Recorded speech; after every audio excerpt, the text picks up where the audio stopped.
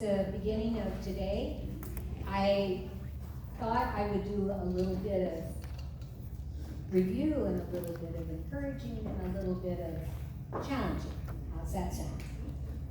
So the wisdom Psalms give us directions and guidance for patterns of our life. We learned last week that we want to be in the Word, we want to be loving God, and we want to be growing and flourishing, right? So this week, Psalm 15 is from David, for sure. We know it's from David.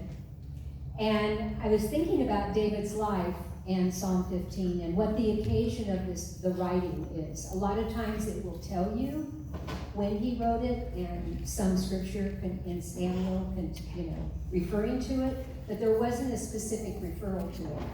So I was thinking about his life and those 14 years that he was pursued by Saul all over southern Israel, in the caves, in the mountains, he was relentlessly pursued by his enemy, and having to provide for his soldiers and his families and all of that.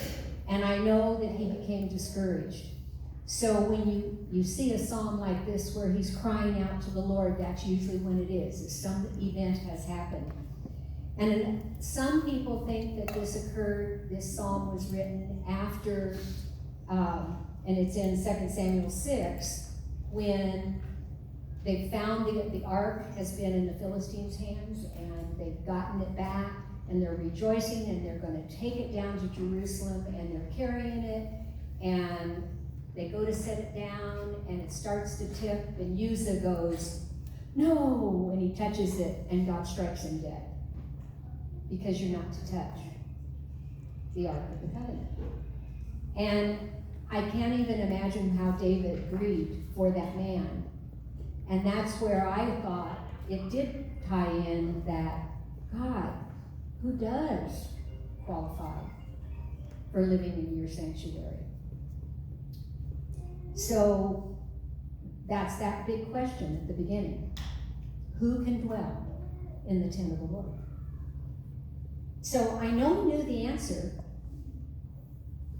but every time he had to remind himself.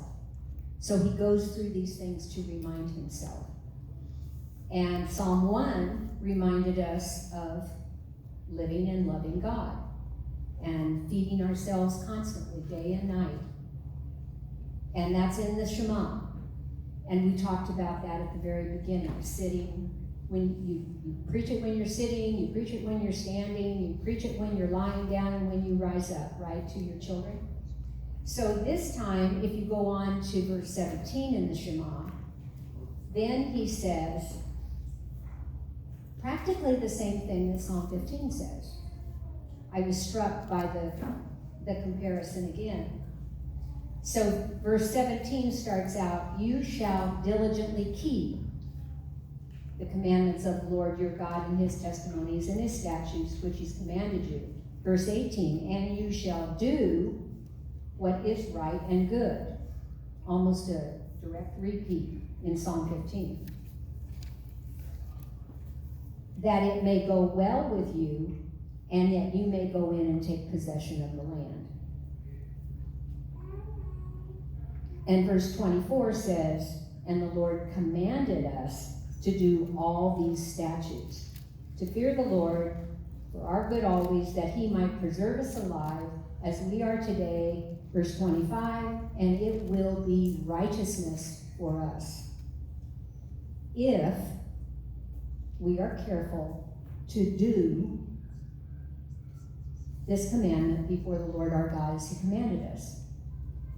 So I'm not sure if you picked up on it, but the repeated word in the Shema is do. The repeated word in Psalm 15 is he does. Do, does. So these are action words. And as you discuss today, let's look at what we are to do to gain this righteousness for us.